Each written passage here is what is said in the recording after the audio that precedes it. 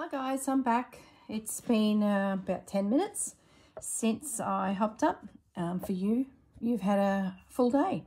So I thought I'd just carry on with our stitching here and yeah, having a think about what different activities we can put in our Edie journal. So I'm just going to grab myself a bit of this cream. I also grabbed some bags of buttons out. I thought maybe I could add some buttons. I might just do a little bit more stitching. I'm just going to secure this little piece down here, I think. Am I using that? Yeah. I use this cotton here to do a running stitch. I mentioned in the last video that Bandit was chewing on something. He had like a piece of tile. We've got at the back of our house acreage, and not big acreage, but it's a pretty big area. And when we first built the place, I had brought in a heap of mulch.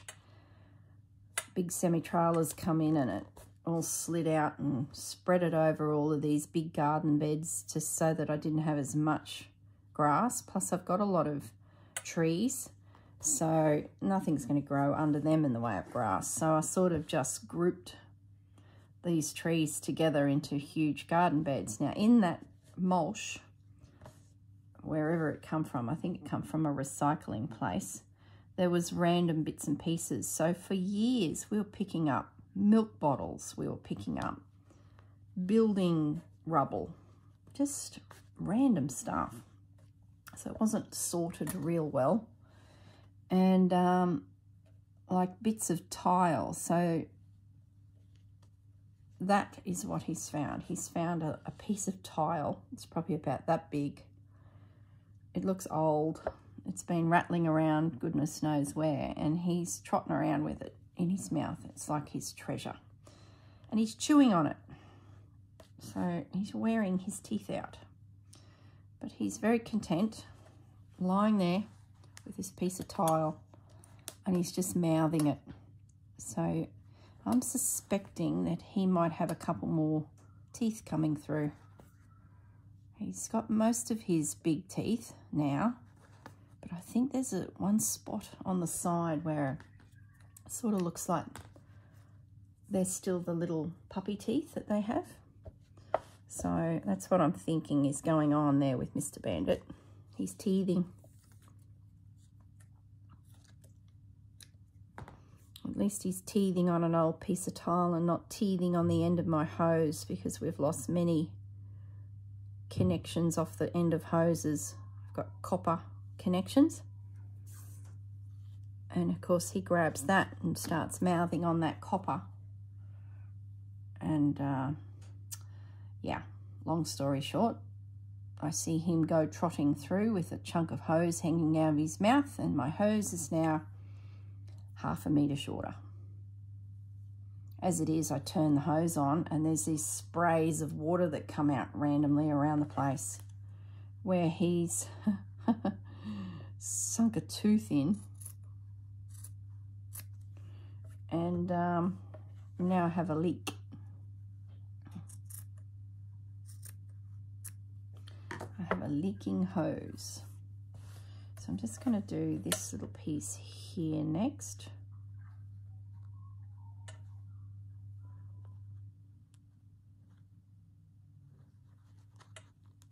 Oh, we must be nearly out of the puppy stage. He's 6 months now. He's getting a lot better. Pepper's great. She was a shocker. She destroyed so much stuff, but she's really active, switched on dog. So she got bored quick and then became destructive. Bandit hasn't been too bad. He's been pretty good. He's pretty much just chewed on Pepper, and because she's so active, she's loved it. She's just goosed around the whole time.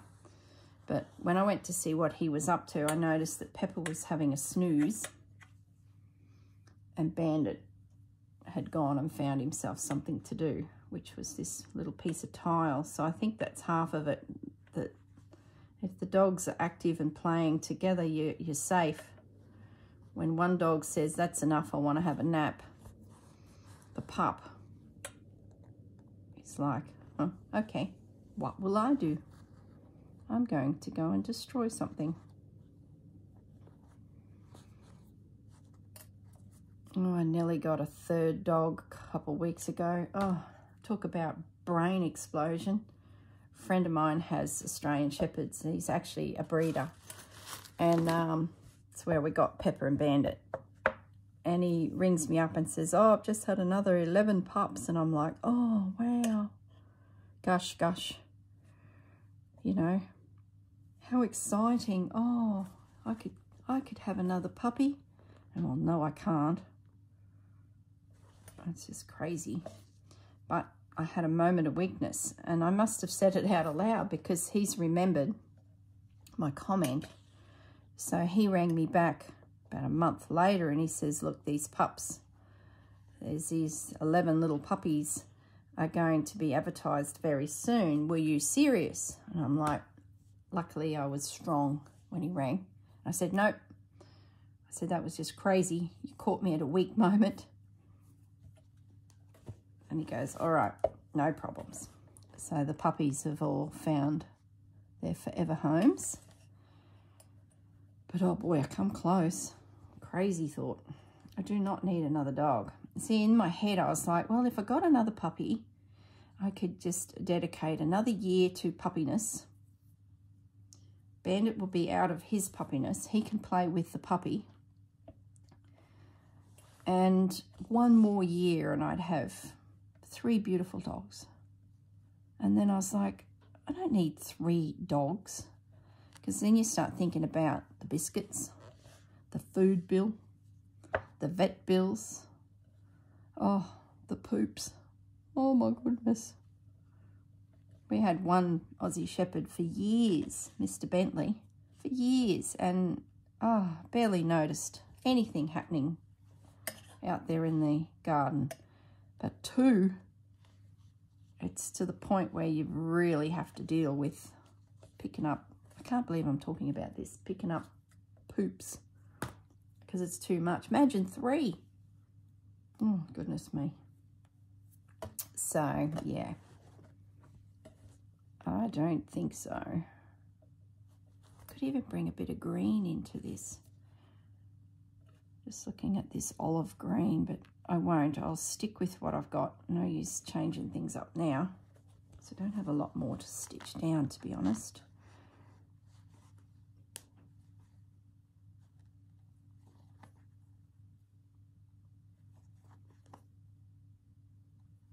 Okay. Let's have a little look. What have we got? So I need to do a bit of pink along that edge up there to finish that square. What did I just do with my needle?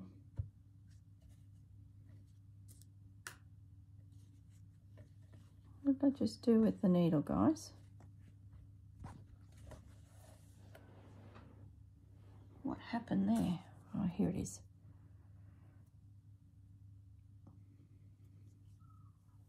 Been watching a series on TV. I think we're on binge.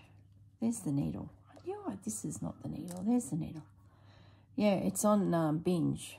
It's like one of the many subscriptions now. Like, where does that end?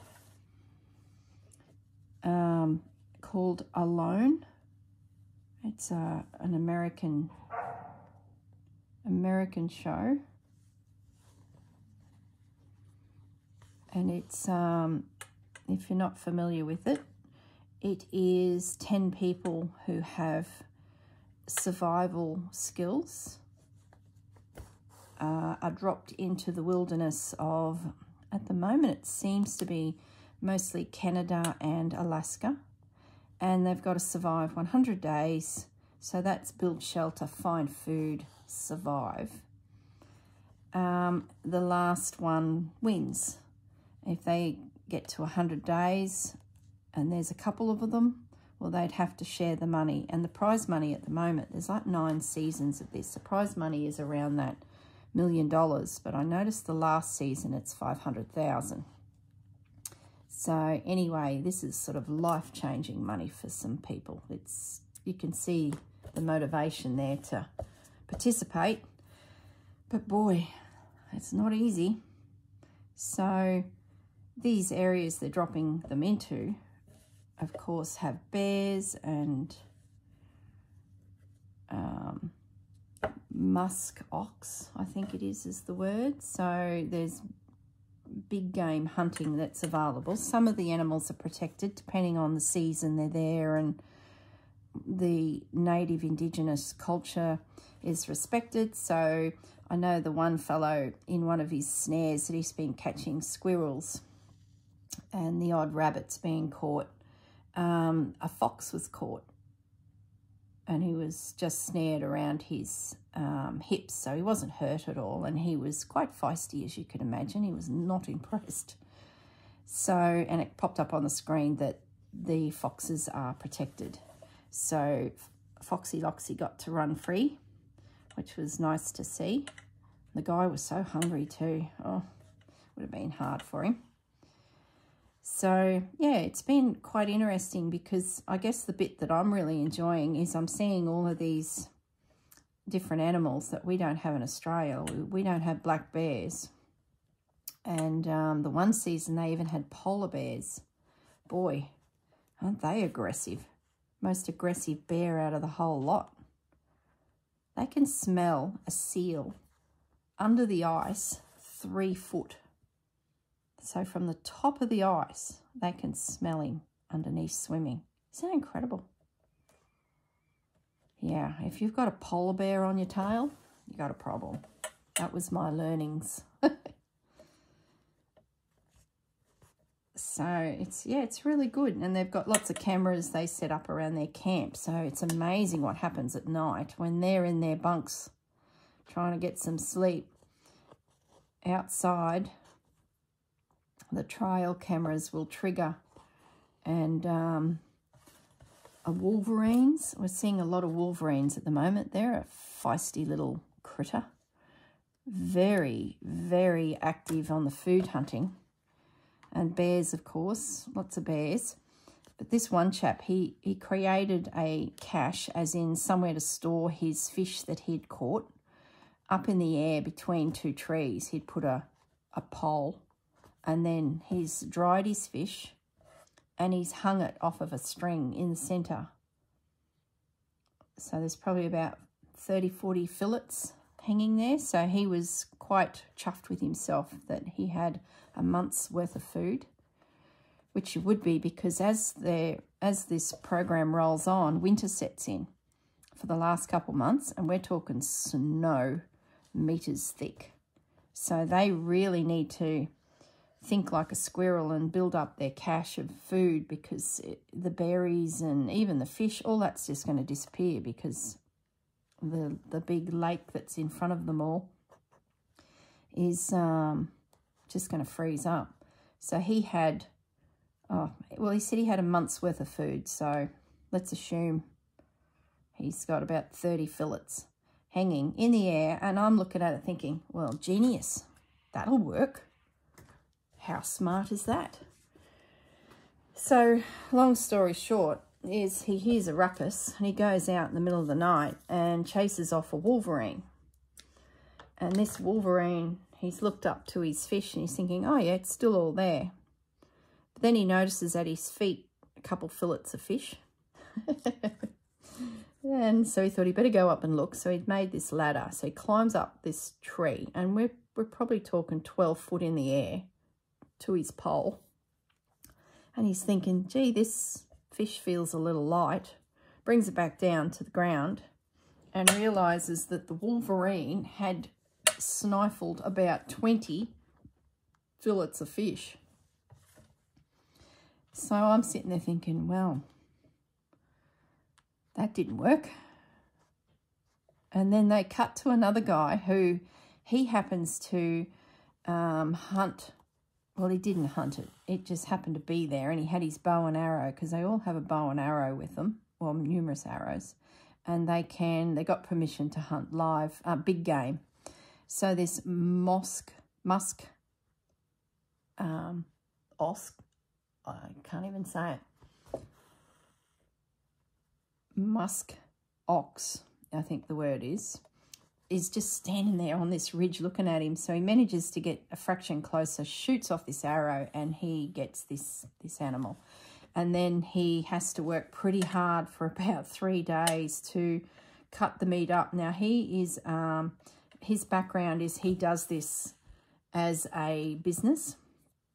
And so he's very familiar with cutting up the beast and using every little bit. It's amazing to watch, actually. So, but then he's got to carry this meat, I think 2 miles back to his camp. And he's already running low on calories. Like, the man is a very strong looking guy. Like, he looks like he's very fit, very strong, but he is spent. It's amazing how, you know, calories, food can take the biggest of them down. So, yeah, he's now walking these hindquarters and ribs and everything back to camp, which he does. He gets it there, but it takes time. And he has to build a cache. So we're sitting on the couch. You know how you are when you're on the couch and you're an expert now. So we're going, don't do it in the air. The Wolverines will get it. And, of course, he is obviously a lot more experienced at wilderness surviving than the other guy. The other guy was quite young. This chap's probably another 10, 15 years older. So he builds a cache on the ground, and we're thinking, I don't know about that. But he uses logs, and I've got to draw it. It's brilliant. I probably won't be able to draw it real well. Look, I'm getting sidetracked. So he creates lots of logs on top of each other to build up the sides, right? So this now is about 4 foot. Then he starts pinning in logs inside and out, like so. All right, so that then holds all of this side in. He's then built rocks all around it, so nothing's going to dig in. Before he even started, as soon as he laid those first 2 logs on top of each other, he then built a floor of logs and then carried on building his logs up. So now you've got a floor for the meat to sit on.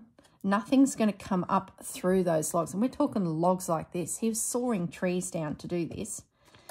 Then he's got it to the point where it's 3 foot off the ground. He's then laying logs across the top to create the lid. Then using these cross beams, he's locked it in with some more logs. It's a vault. And he's got his whole beast in there secure. And there'll be no bear that'll be able to pull that open. Well, maybe. I don't know. We'll have to wait and see. There'll be no bear that'll get that open. The Wolverines, definitely, they're out. They're only, you know, only small animals. Feisty, but small. So we're thinking he's a genius, basically. But time will tell. And he has now got enough meat to get him through to the end easily, especially if he gets smoking and, you know, gets it all prepped like a squirrel. He's been picking berries, hundreds of berries, and he's carved out a log and created like a trough in a log that is full of his berries. And because it's cool, they're just holding in there. He has then created a lid for it that's all pinned down. So he's got a berry cache like a squirrel. He's also been picking this fibrous plant that helps him with his digestion, because too much ox and too much berries, either way, So the fibrous plant will help keep his digestion, you know, on the straight and narrow, because you don't want to be either way. Berries is one way, too much meat is another way. And this fibrous plant will sort of help him. So he's got that in there as well, in his cache. Yeah, I'm thinking he's going to be the man to beat.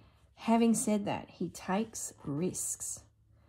And I've seen a few seasons now, and the ones that take the risk, the ones that go exploring, they go climbing, you know what happens? Suddenly these men, they're getting a little bit weak because they're not getting the calories. And there's girls in the show as well. They're getting a little bit weak, a little bit dizzy, and they're scampering around these fallen logs trying to look for, you know, animals or bits and pieces, exploring, and they slip. And one guy, he was going so well. He had an amazing accommodation built. I think he was a carpenter. He was set up. Had the stove he created for cooking, like really good. He was catching fish. He'd created a net. Oh, let me tell you about the nets, the gill nets they use. They make them. And I said to my husband, that is so me. I would be doing that, like dropping all the threads and then knotting it all together. That sounds like a craft activity right up my alley. Yeah, he was doing really well. And he was young, he was fit. He had a US Army background, so he was used to living out in the wilderness for periods of time. That was his specialty. He then had a business teaching people how to do it. So definitely the one to beat. But he slipped and he's twisted his knee. And that was the end of that. He could hardly walk. And this knee literally overnight just blew up. And he knew that if he didn't pull out and get treatment for him, it'd just be one of those injuries that would be with him for the rest of his life. And because he's got a business now teaching people this type of wilderness lifestyle living, well, that's his income gone, isn't it? So he had to pull out, which has left this second guy with all the meat now, a clear leader in this, but he's adventurous. He's getting a little bit cocky. So I'm thinking he, and I'm going to say, I don't think he's washing his hands enough. I'm going to say it. I don't think that he is taking enough care. I do want to put that doily on, but I'm just going to leave him off for the minute. I don't think he's taking enough care with hygiene, basic hygiene in the way of washing your fingers and things like that, because, you know, like bacterias, they are the smallest, ittiest, bittiest little things, but boy, they can bring a grown man down. There's already been one that's left with severe stomach cramps. That was the last episode last night, actually. He caught a squirrel and he's cooked up the meat and he's made a broth out of the bones. So he's sort of stretching the meal as much as he can. We don't have squirrels in Australia, and I'm personally a bit of a squirrel fan. I think they are the cutest little animals. So it's a little bit hard to watch these little squirrels come to a demise. Anyway, he made a comment that I sort of, how do you say it? I got the impression that he looked at this mouthful of meat that he was eating and it probably wasn't cooked properly. It was a little bit rare. It's just the way he looked at it. And I was stitching at the time, and I happened to look up at the TV and saw him look at it. And I said to my husband, I said, oh, that's not cooked properly. And then through the night, he's got the sweats and he's got cramps. And by the morning, he gets up and he feels rotten. And he goes out to his fire, and the broth had got cold through the night. So he's decided to warm it up, but it didn't get hot. It just got lukewarm. So he's like, oh, I just have to have something in my tummy to settle it because it's cramps. Like, this is a grown man. He's on his knees with cramps. And, yeah, so he has a swig or two of this broth, this squirrel broth. And it was instantaneous convulsive vomiting. So my guess is that a bacteria has taken him out due to not cooking his meat properly. I'm not sure. At the bottom of the screen, they popped up a little, you know, when they give you general information, and it listed 2 particular diseases that you can get from eating squirrel, and they weren't real nice. So whether it's that degree or it's just a bit of food poisoning, I don't know. So yeah, he's out. That's where, you know, hygiene is everything, isn't it? You've got to cook your food properly. You've got to wash your hands. You've got to clean under your fingernails. Some of these guys, oh, the one episode, a couple of them didn't even have a bath, not even just at least wash your face. And they were black soot faces. And one of them, he got an irritated eye, so like conjunctivitis, and you could see that his face was like really black from, you know, burning fires all day and soot. So he's obviously rubbed his eye at some point, like you do. It's an impulsive, uncontrollable thing. And he's rubbed some grit into his eye. And because his face was grotty, his fingers were grotty, you could just see his eye all bunged up and he had conjunctivitis. So, yeah, I must say the girls are great. They do regular bathing, even though it's freezing cold. They do regular washing of their clothes. They're allowed to take, I think, 1 set of clothes and 2 pairs of underwear, I think it is. I'm not 100% sure on that. They get an allocation so that it's all on level playing field. And the girls, they are constantly, you know, maintaining things. And you see them, they create combs and they wash their hair. The one lady's just cut her ponytail off to get more of a bob, because the extra length hair is just more to wash and takes longer to dry, and it's getting really cold. Soon it'll be snowing, so the last thing you want is long hair taking forever to dry. So yeah, it's a really interesting show, and I guess we're really loving it because it's so different to Australia. We just don't get those environments. Well, we get snow country, but not like that. Some of our high mountain ranges down south do get snow each year, and then there is quite a ski season. But not like Alaska, not like Canada, British Columbia. Oh, rugged country. We certainly don't have bears, wolverines. So yeah, loving it. And there's 9 seasons, so we've sort of been watching that each night. We just put it on and do a bit of work on our laptops for our business and just have it playing in the background. And I'm doing stitching as well. So it's, yeah, really good. And we're actually learning something. I know it's what you'd call reality TV, which is, you know, the best of times, a bit ordinary. But, yeah, just feels like we're going on a holiday to somewhere else, but we don't have to suffer. So I'm just looking for another spot to stitch. We are closing in on the finish line, guys. Got this little piece here. Might use blue for that.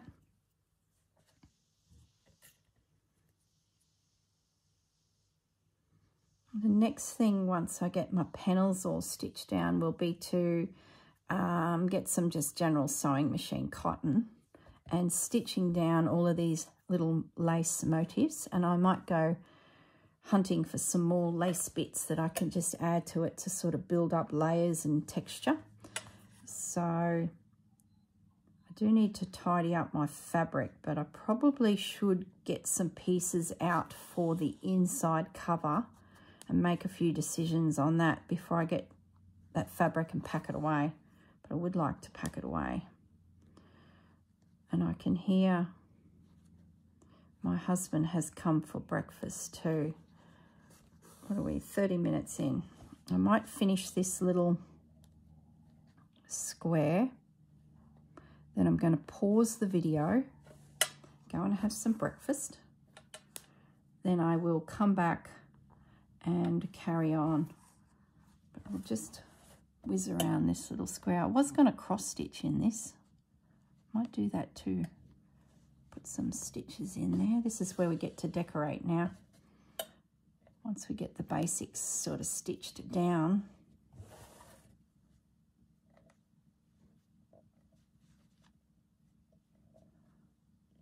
Okay. It's coming together nicely. All right. I think I need some pink thread over that far corner as well.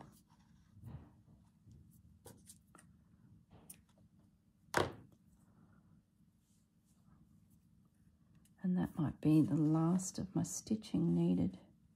Could do with a line here of stitching. Let's just use this blue for that. Just whiz along that bottom edge.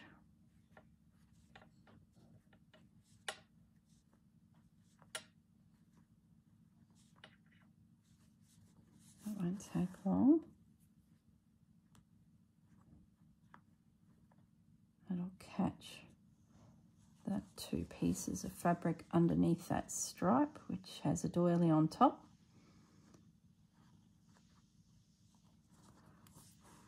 That's good. He is now secure.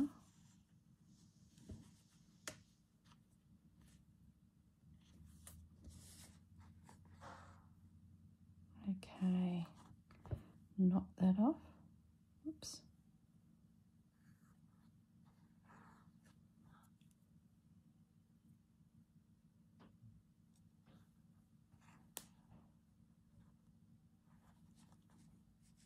Didn't put the buttons on yet either, but that's all part of that embellishing stage, so that will happen. Okay. All right, so that's done. That's done. That's done. There's nothing in there yet, but that's okay. There's nothing in there, but that's okay. That's done, that's done. Okay, so this is the last edge for us to go around, and it's going to be the pink. So I'm going to just thread my needle. I might finish that. My husband's, I can hear him making toast and cooking eggs, so he'll be a moment doing that. And I think I can go along this edge, lickety-split.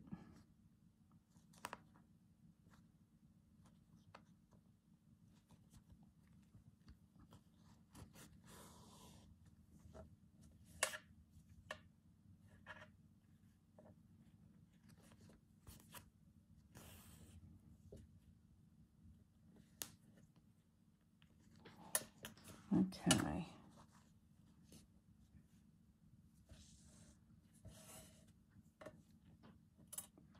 I just get rid of this purple thread. It's flipping around here in my way. Now I'm just going to come up this outer edge. And that is the background completely secure.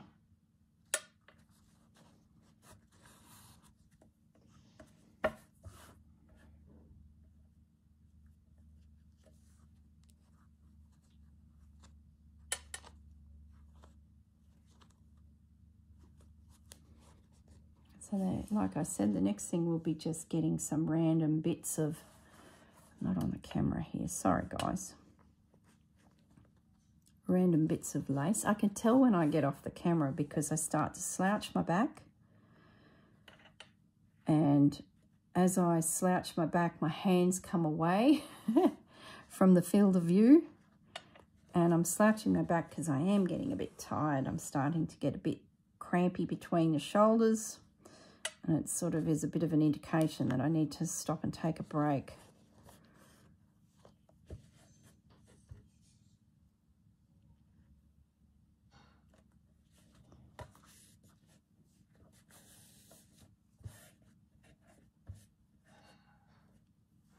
Might just take the pressure off this corner a little bit. That's better. And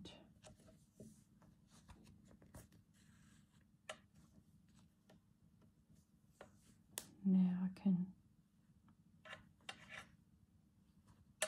come along here and we are done.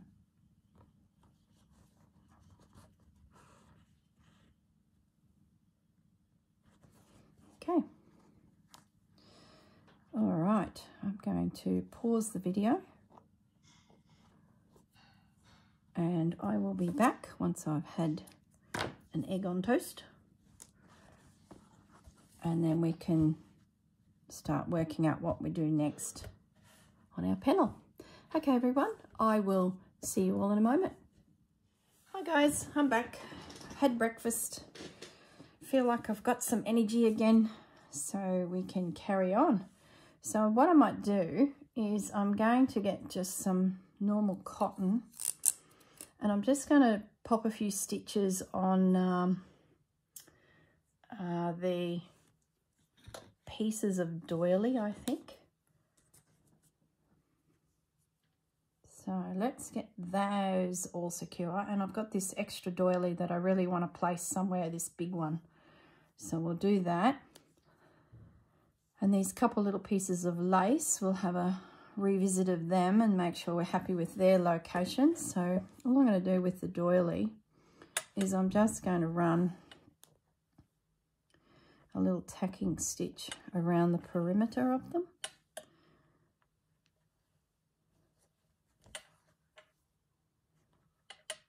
And then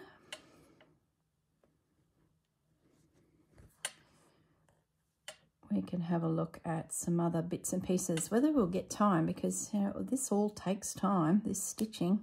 You think you're going to get more done than you actually do, because 10 minutes here, 10 minutes there, and all you've done is stitched a doily on. So I'm going to have a day in the garden today. Just discussing with my husband at breakfast that it's such a beautiful day and I really need the lawn mowed, especially down the back, because Bandit and Pepper and I have a morning go down there and race around like idiots, and the grass is starting to get a bit tall, not bad, but a bit tall, and I'm very conscious of tick season. They're on medication so that if a tick does bite them, it pretty much dies and they don't get hurt. But why have the environment to start with? So my husband wants to get down there with the mower and give it a bit of a trim, but he needs fuel. So he's gone out to get that while I finish this video. Then I've got to get my shoes on and take Bandit and Pepper for a walk around the property and pick up all their toys, because that just takes mowing forever if you've got to stop and get off the mower and pick up random dog toys.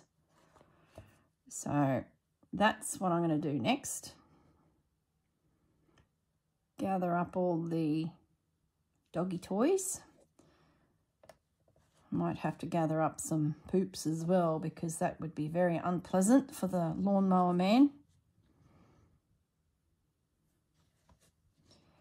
And then it'll take my husband a couple hours to mow the place. I might start a fire. I know that sounds pretty random, But because we have a business and we have to archive years of paperwork, once you get to 7 years after that, you can get rid of the paperwork. And I haven't done it for a few years. So when I went to archive the financial year back in June, I thought, oh boy, I better make some space. So I actually had 3 years of archiving in there. You know, it's all the receipts from the registers. You know, at the end of the day, the staff run off the till, and that document, that piece of paper that they use to count their till down is kept. There's folders of receipts from things we've purchased through that business year.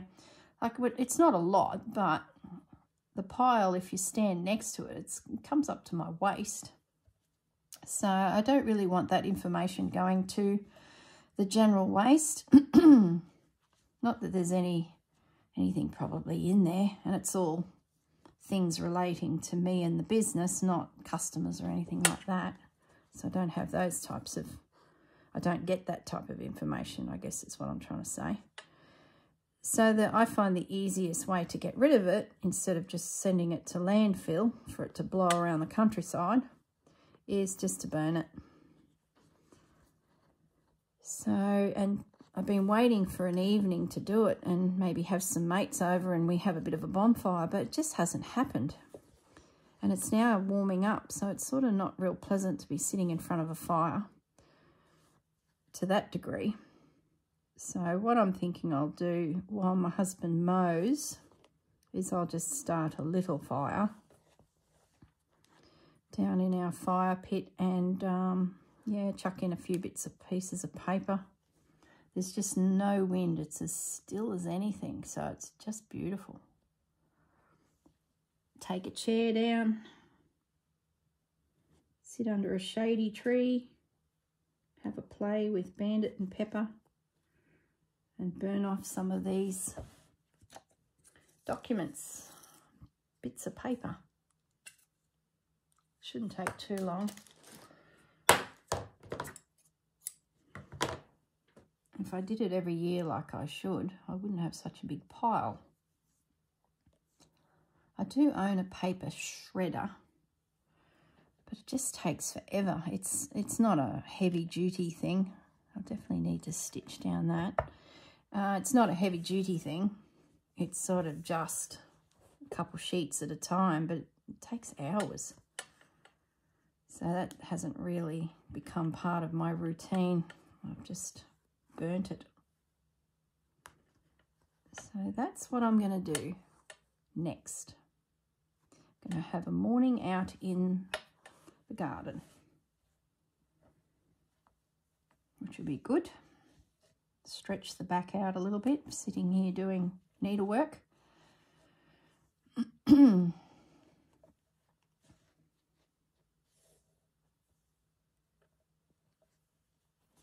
I've noticed everyone's spring cleaning around our area.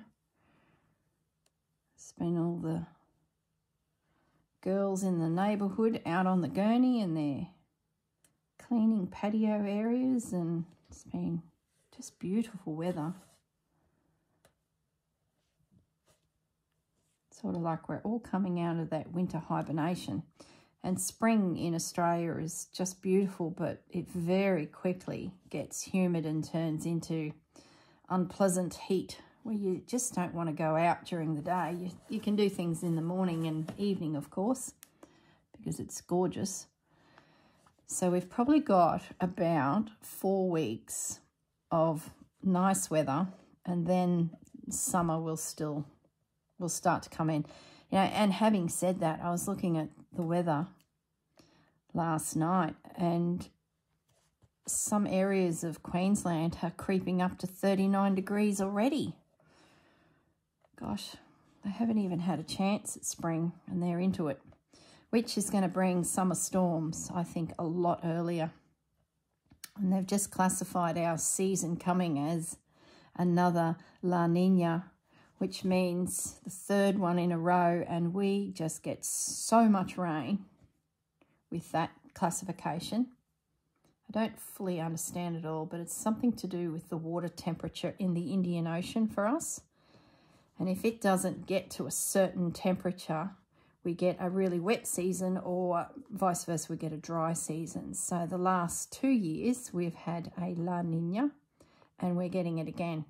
And it usually results in severe flooding for many, many, many areas of the country, especially along the eastern seaboard. All this weather comes in from the west, and then it meets the weather from the tropics above us, Papua New Guinea, and then up through those regions, and it just dumps on southeast Queensland, northern New South Wales, down into even Victoria. Not so much Victoria, it's more, seems to be more Queensland, but that could change. Where was I going to put this?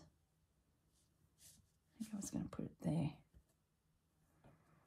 I might give that one a moment because I don't want to stitch it on if it's going to be in the way of the fold. Oops, I lost my thread. Oh well, what did I do with that? That's not it. Yeah, so I might wait until I've got more of an idea of where this edge, this flap is coming over. I might have to rethink that idea. I'll just get these, excuse me, I'll get these doilies down. Get that piece of lace and that piece of lace down. Then I'd really like to put some little X's, as Rachel would call it, mark making. Some little cross stitches in those pieces over there. That'd just be really, really cute. It's a great opportunity to further embellish.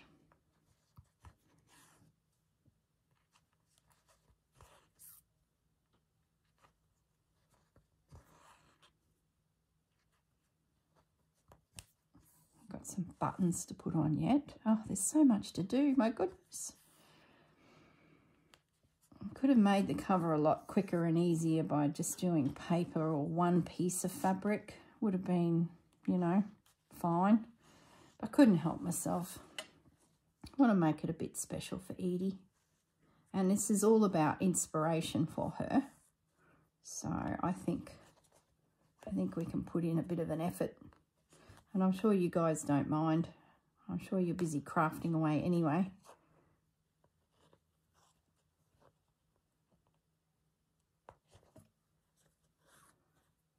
Might get a chance to make another video this afternoon.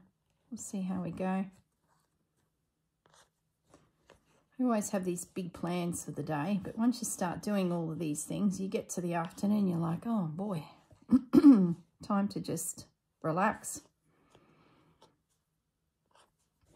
I've got a few indoor plants and they are looking like they seriously need a drink of water too, so there's a couple hours to cart them all to the sink to give them a drink. That morning sun or the daylight sun is warming up, so where I was only watering once a fortnight, I'm now watering once a week. So another sign that summer is here.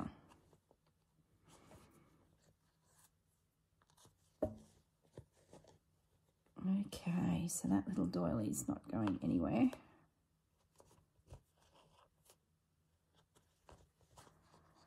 Knock that off.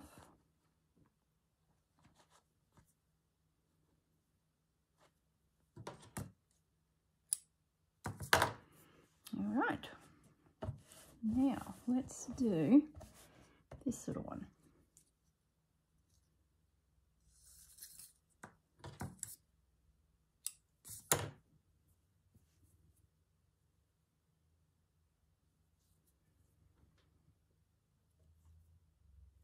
Probably stitch on some little satin bows. Oh, I'm going to have to go looking through my trinkets, bits and pieces, and see what we can find. Some little rosettes, and have to be something.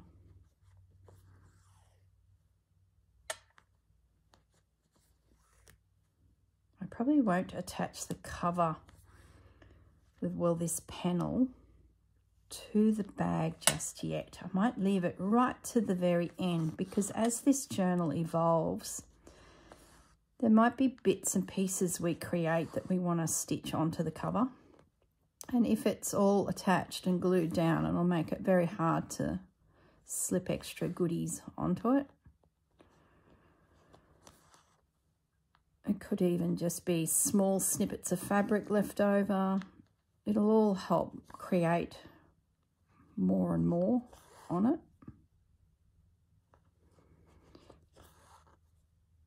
So I won't attach it at this stage. We'll just keep it to one side and every so often grab it out, and it's there available if we want to, you know, stitch to it.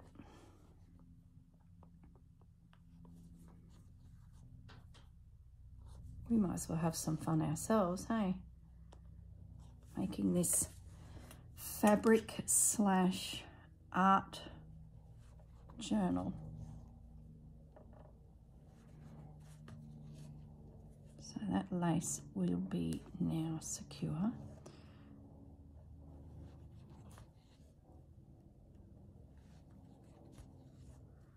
That's not going anywhere.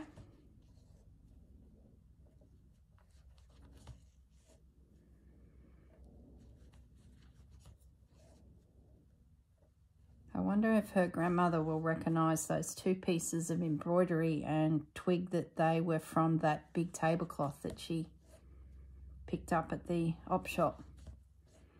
It was huge. It was a big circular piece and it had a big embroidery in the centre that would be probably a 2 metre wide diameter table, all embroidered with this style of flower.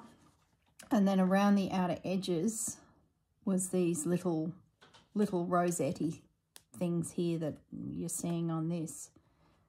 It was just, and then everywhere where there wasn't a flower was this beautiful linen. So, and I think she said it was $3 or something. I got some pink here. Why am I threading that? I don't need pink. Stay focused.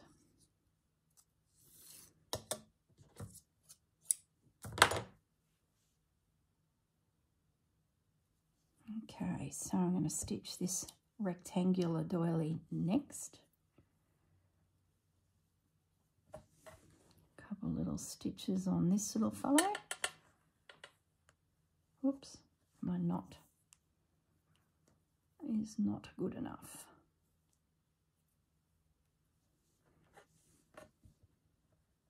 See, that took 15 minutes. We've barely done anything.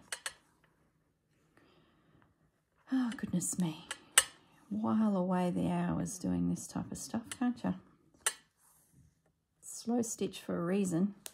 I did consider just taking this to the sewing machine and just sewing around everything on the sewing machine. And I thought, oh, no, let's have some fun. Let's do some hand stitching, because it is, at the end of the day, my #1 passion, I think.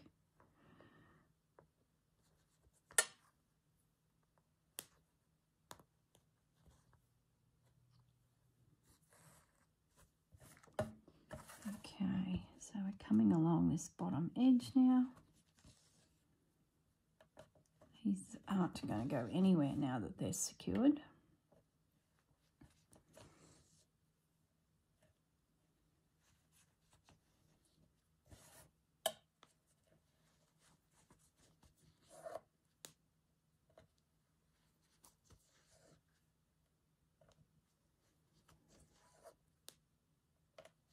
I've gone quiet.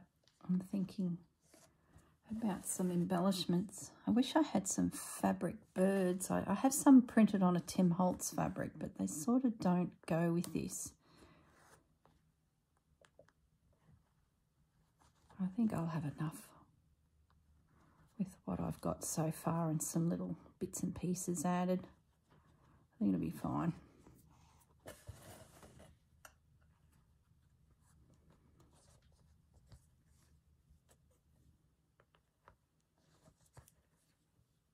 Okay, we're back to the beginning. So I might just take that stitch through the center.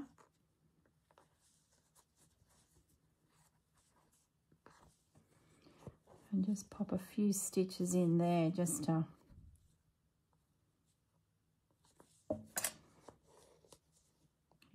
hold that in case it gets caught on something and comes up in the air.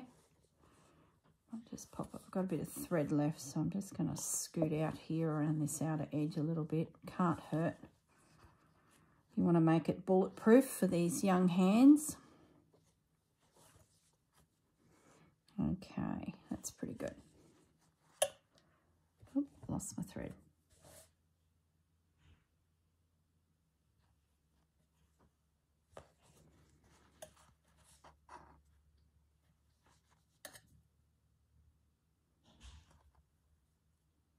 Knot it.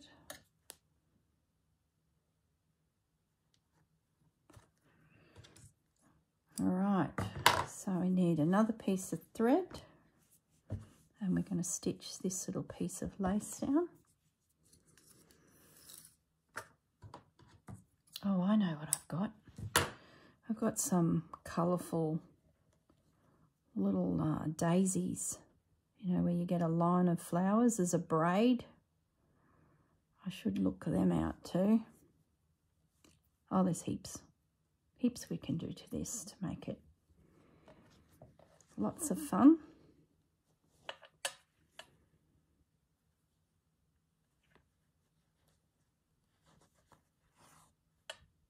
Okay, just whip this down into position so it doesn't go anywhere.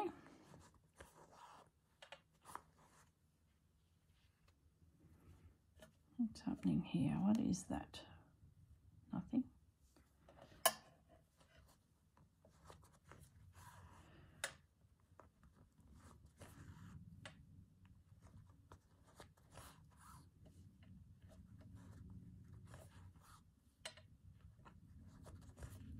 Okay, down we go to the bottom edge.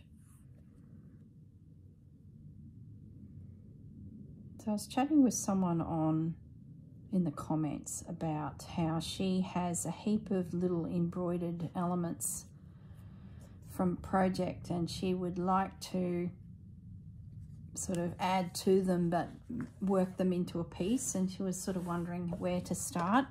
Well, this is sort of what you would do. Is let's pretend that these are your pieces here that you've created. Match some fabrics to them, and then just randomly place them over a backing fabric. Stitch everything down, get everything secured with, you know, this little purple stitch that we did just to hold it. And then start looking at each individual area and doing some form of decorative stitching that will not only hold the fabric, but it will embellish your piece. So really good way of using all of those little embroideries we've done over the years that are all sitting in the cupboard. I don't have a lot. I had some Peter Rabbit ones from a baby blanket that I was in the process of making myself, which was never used. And I think I got about 5 of them stitched, and then just never finished it. So I had this big piece of fabric with 5 Peter Rabbit cross stitches on it. So in the end, I cut out those pieces and then turned it into a panel featuring Peter Rabbit. And then I gathered up all of my brightly coloured elements like these types of pieces and just patched it all together to make, you know, something. And yeah, it come up beautifully. I do have a video on it showing what I did. So yeah, if you're interested in having a look, go to my, I'm going to put those 2 buttons there, go to my playlist and you'll see a folder called Peter Rabbit. It's in there. So if you want to have a look at what I'm talking about. And it's great. this type of embroidery for those projects that we've done in the past and they're all in the cupboard. Dig them out. You don't even have to make them into a journal cover or anything. You could make it into just a panel. You could make it into a quilt or a knee rug. So I'm just going to stitch on this button.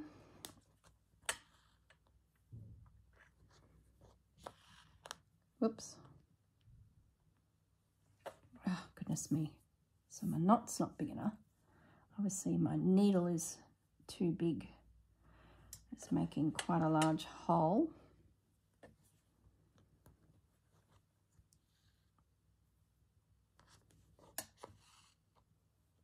Okay. Once I get these two buttons on, that's probably about all I'm going to be able to do in this video, because we're pushing into that magic hour mark. But that's all good. I will be back. But in the meantime, I'm going to go start a fire. Nobody panic.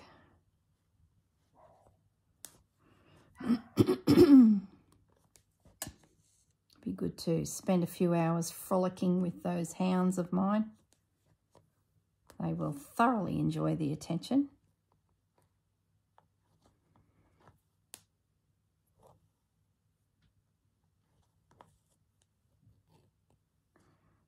Okay, so let's put the second button in. Oh, how sweet.